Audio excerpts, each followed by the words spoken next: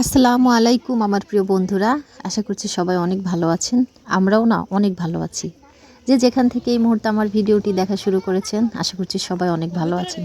সবার জন্য অনেক অনেক দোয়া এবং ভালোবাসা রইল। বোনের বাড়িতে বেড়াতে গেছি, সেই সাথে বাবা মা আছে, ভাই বোন আছে, নিজের সন্তানরা আছে, স্বামী আছে, সবাই আছে। সব আপন মানুষ যেন আমার চারদিকে। সব কিছু মিলিয়ে দিনটা অসাধারণ ছিল। এটা ছিল একদম বিকালবেলা। দুপুরবেলায় খাওয়া দাওয়া করে আমরা বিকালবেলা একটু হাঁটছিলাম ওদের বাড়ির সামনে দিয়ে। আমার বোনের বাড়ির সামনে দিয়ে খুব সুন্দর একটা রাস্তা, একদম দুই পাশে মাঠ আর মাঝখান দিয়ে পাকা একটা রাস্তা চলে গেছে। অনেক অসাধারণ ছিল জায়গাটা। ঘুরতে এত বেশি ভালো লাগছিল। জায়গাটা একে তো নতুন, তারপরেও চারদিকে প্রাকৃতিক পরিবেশ। এদিক সেদিক মাঠে কৃষকরা কাজ করছে। আর এখন তো আমাদের এলাকায় আবাদের সময়, শস্য আবাদ। এই সময়ে সরিষা লাগাবে, আলু লাগাবে। তো খুব জমজমাট এই সময় গ্রামের পরিবেশ। সব কিছু মিলে এত বেশি ভালো লাগছিল, অনেক বেশি ভালো লাগছিল। আমরা তিন বোন একসাথে হাঁটছিলাম, আর আমার মা, খালা, ফুপু এরা ছিল মুরব্বীদের কাতারে। অন্য জায়গায় তারা বসে গল্প করছিল। আমাদের সাথে তাদের গল্পের যেন বিশাল একটা ফারাক, কারণ আমরা সবাই এখন বিবাহিত। এক একজনের নতুন নতুন সংসার, এক একজনের এক এক রকম গল্প তৈরি হয়ে গেছে। তো বোনরা একসাথে, আর বোনের যারা ছিল তারাও। তো আমরা দুইটা গ্রুপ তৈরি হয়ে দুই দিকে ঘুরে বেড়াচ্ছিলাম। খুব ভালো লাগছিল।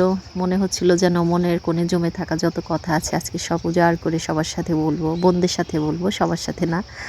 তো একটা কথাই আছে, প্রবাদে আছে যে নদীতে নদীতে গাঙে গাঙে দেখা হয়, কিন্তু বনে বনে দেখা হয় না। কথাটা তখন বুঝতাম না যখন বলতো, কিন্তু এখন ঠিকই বুঝতে পারি। সত্যি মেজো বোনটার সাথে দেখা হলো মনে হয় প্রায় 6 মাস পরে।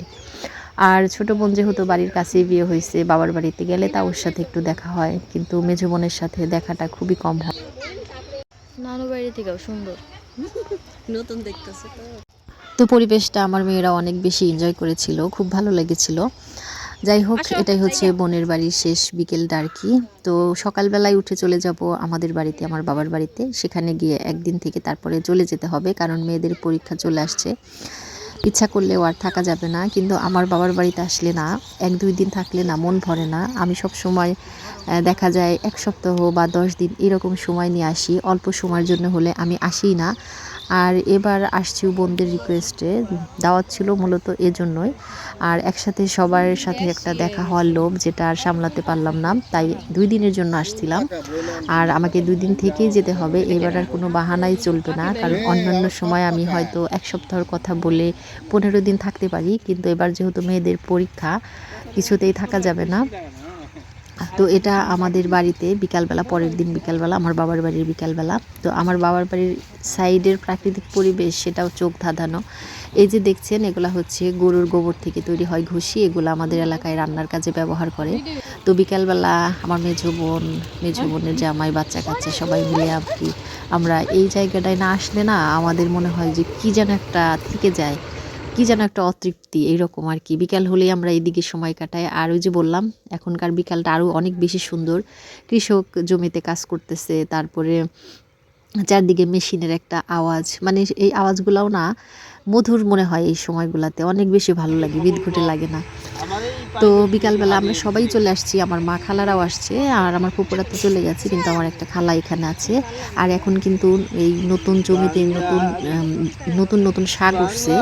এই শাকগুলা কিন্তু অনেক মজা, আর এই শাকগুলো আমরা সবাই অনেক পছন্দ করি। আর আমার মা ওই পাশে শাক তুলছিল, আর আমরা এই সাইড দিয়ে এসে একটু বসেছিলাম, গল্প করলাম, ছবি তুললাম, এই আর কি। আর এই যে আমার ভাগ্নিটা, সেও অনেক বেশি এনজয় করছে। ছোট মানুষ হলেও বাইরে আসলে কিন্তু বাচ্চাদের মন অনেক বেশি স্বতঃস্ফূর্ত হয়, অনেক বেশি মজা পায়, দেখলেই বোঝা যায় ওদের। তো খুব সুন্দর একটা সময়। আর এই যে আমাদের বাড়ির সামনে এগুলো হচ্ছে বড় বড় পুকুর। এই পুকুরে সারা বছর পানি থাকে এবং এখানে মাছ চাষ করে সারা বছর। খুব সুন্দর পানি, এখানে কিন্তু গোসলও করা যায়, সবাই এখানে এসে গোসলও করে। যদিও আমাদের এখানে এসে গোসলটা করা হয় না বাহিরে।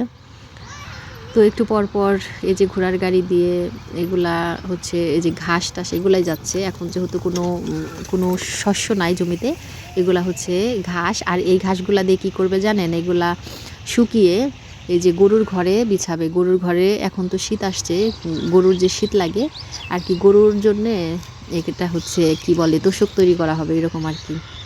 ওগুলা শুকায়ে গরুর পায়ের নিচে বিছিয়ে দেওয়া হয়, এতে গরু আরাম পায়। এখন এগুলা তারপরে যে এই সিজনে যে ধানগুলা হয় না, সেই ধানের নাড়া বলে আমাদের এলাকায়, সেই নাড়াগুলাও এখন সবাই সংগ্রহ করছে। আবার বিভিন্ন যাদের বেশি পরিমাণ তারা আগুন জ্বালিয়ে পুড়িয়েও দেয়, আর যাদের দরকার হয় তারা নিয়ে নেয়। তো বাবার বাড়িতে এসে খুব সুন্দর একটা বিকেল কাটালাম। আর এখানে এসে আমি আমার মার একটা শাড়ি পরছিলাম, কারণ আমি কোনো ড্রেসই ওইভাবে নিয়ে আসছি না, কারণ আমি ওই দিনই চলে যাবো এরকম আমি ভাবছিলাম, কিন্তু যাওয়া যেহেতু হয় নাই, পরবর্তীতে গোসল দিয়ে আমার মার একটা শাড়ি পরছিলাম এই আর কি। তো খুব সুন্দর 2টা দিন কাটিয়ে তারপরে আমাদের চলে যেতে হবে। খুব সুন্দরভাবে 2টা দিন কাটালাম।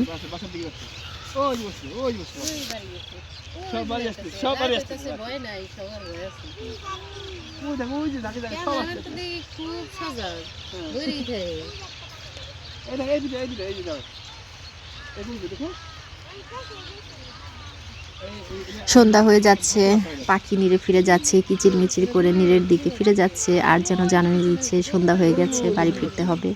আর আমরাও বাড়ি ফিরছি। আর বাড়ি ফিরতে ফিরতে মনের ভিতরে একটা বিষাদ, এক কোণে কেমন একটা মেঘ জমে যাচ্ছে। মনে হচ্ছে যে এই সময়টুকুই হয়তো থাকবো, সকালবেলায় চলে যেতে হবে। একদম যেতে ইচ্ছা করছে না, মাত্র 2 দিনের সফরে আসছিলাম। যাই হোক, আল্লাহ যদি বাঁচিয়ে রাখে, বাচ্চাদের পরীক্ষা শেষ হলে আবার আসবো নিজের মাতৃভূমিতে, নিজের জন্মস্থানে, নিজের জায়গায়, শান্তির জায়গায়। সবাই খুব ভালো থাকবেন। আল্লাহ হাফেজ। আসসালামু আলাইকুম।